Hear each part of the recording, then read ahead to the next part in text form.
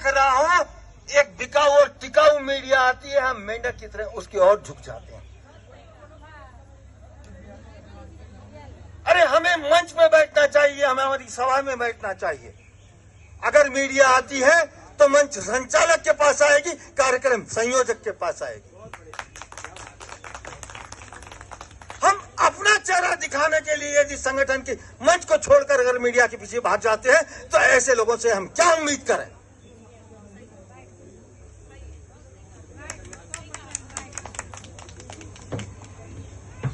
हमें इस राष्ट्र को सनातन यदि बनाना है तो दो पंक्तियों को याद रखना होगा। पहली होगी राष्ट्र में सनातन और दूसरी होगी सनातन में राष्ट्र, तभी यह राष्ट्र सनातन बनता है। हम याचक नहीं, हम भिक्षुक नहीं हैं जो हिंदू राष्ट्र की मांग करें। हमारा अधिकार है, यह हिंदुस्तान नहीं हिंदुस्तान है, हमारा स्थान है। हम जो मांग करें,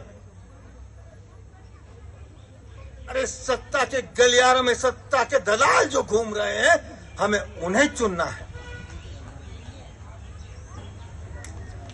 क्यों? कुछ पंक्तियां आपके सामने रखता हूं, उसमें यदि कहीं थूकने वालों को भी नाम लूंगा, कहीं चाटने वालों का भी।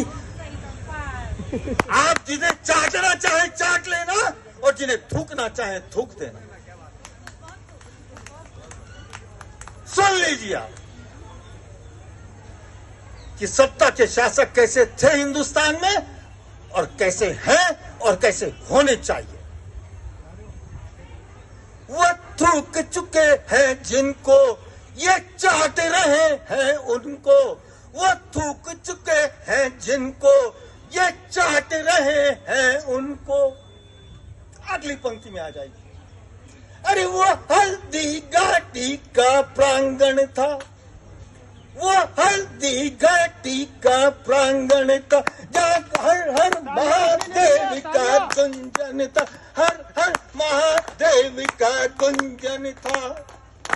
वो चर्चे तक पर तलवार उठा, काट रहा था जिनको ये चाट रहे हैं उनको, वो काट रहा था जिनको ये चाट रहे हैं उनको। जय हो। अगर मेरी पंक्तियां आपको दिल तक पहुंचे तो केवल मां भारती के वंदे मातरम का गुंजन होना चाहिए, मुझे तालियों की आवश्यकता नहीं। वंदे मातरम, वंदे मातरम, वंदे मातरम। वो मां तुल्ज भवानी का बेटा, वो मां तुल्ज भवानी का बेटा, भारत के चरणों में था लेटा, वो तुल्ज भवानी का बेटा, भारत के चरणों में था लेटा। वो छत्रपति कहलाया, वो डांट रहा था जिनको ये चाट रहे हैं उनको, वो डांट रहा था जिनको ये चाट रहे हैं उनको, वो थूक चुके हैं जिनको ये चाट रहे हैं उनको। बंदा बैरागी गुरु तेग बहादुर, बंदा बैरागी गुरु तेग बहादुर, गुरुओं का मान सजाया। इस पंक्ति को पूरा समझ लीजिए। क्यों सजाया? क्योंकि उन्होंने ये पगड़ी बांधी तो इस सनातन के लिए, इस देश के लिए, इस धर्म के लिए। अगर पंच प्यारों को धारण किया तो इस सनातन के लिए, इस देश के लिए, इस धर्म के लिए। इसीलिए मैं कहता हूं उन्होंने गुरुओं का मान सजाया। गोविंद सिंह और बेटों ने भारत का मान बढ़ाया, गोविंद सिंह और बेटों ने भारत का मान बढ़ाया। वो धिक्कार चुके थे जिनको ये स्वीकार रहे हैं उनको, वो धिक्कार चुके थे जिनको ये स्वीकार रहे हैं उनको। सभी जवान सुने इस बात को, जितने आरपीएफ के हों या सैनिक हो, ये प्यारे प्यारे बच्चे जवानों के रूप में खड़े हैं। मैं उनके लिए भी ये पूरी कविता उनको समर्पित करता हूं, क्योंकि ये सच्चे सिपाही हैं।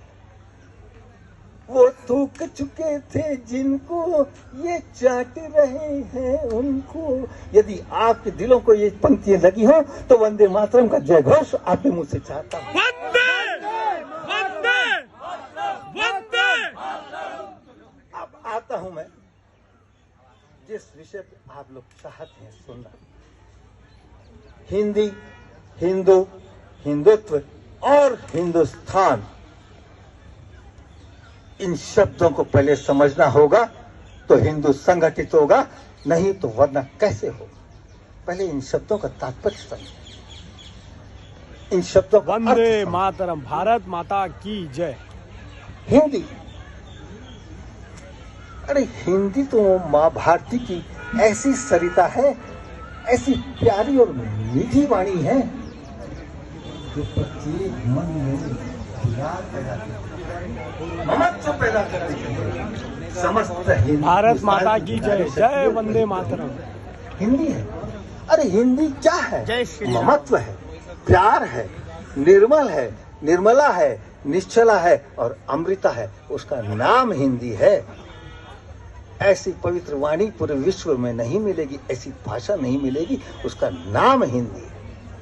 भारत की पूरी नारी शक्ति जो भी है वो हिंदी में समाई। अब आते हैं हिंदू पे।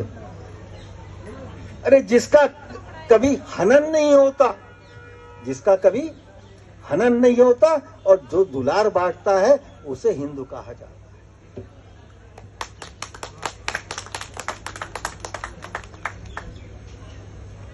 किंतु हमें ध्यान रखना होगा, केवल दुलार से प्यार नहीं चलेगा। हमें बुद्ध को ध्यान में रखना है तो युद्ध को साथ में विचारों में रखना ही होगा। केवल बुद्ध से नहीं, युद्ध से भी काम लेना होगा। पर युद्ध कैसा? हम शांति चाहते हैं, भारत के लोग शांति प्रिय हैं, पर कायर और नपुंसक नहीं है। शांति के लिए क्रांति का उद्घोष भी प्रज्वलित करना होगा, एक क्रांति की मशाल। हम आज कहते हैं हमने स्वतंत्रता पाई,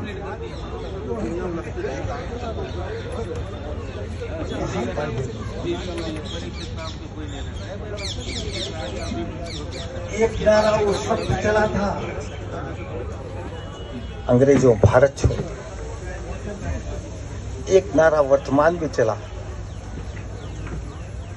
नाम नहीं लूंगा, किसी ने कहा बोले कांग्रेस मुक्त भारत।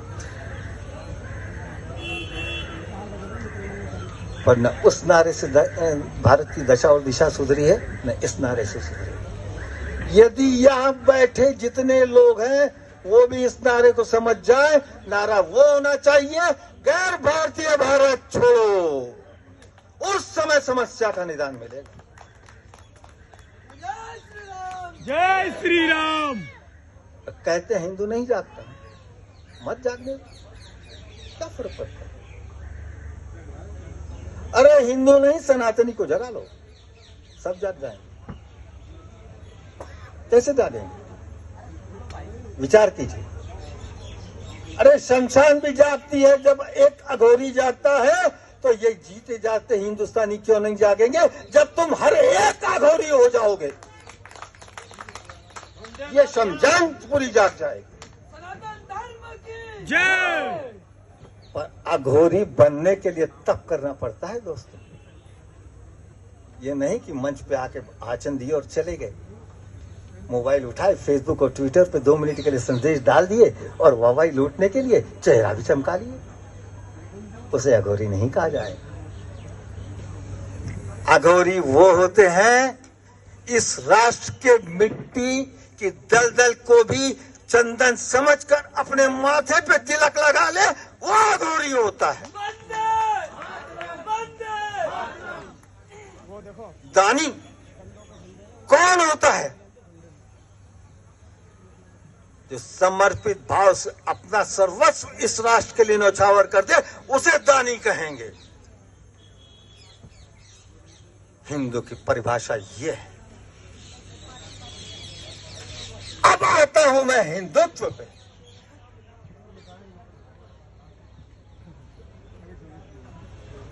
इस हिंदू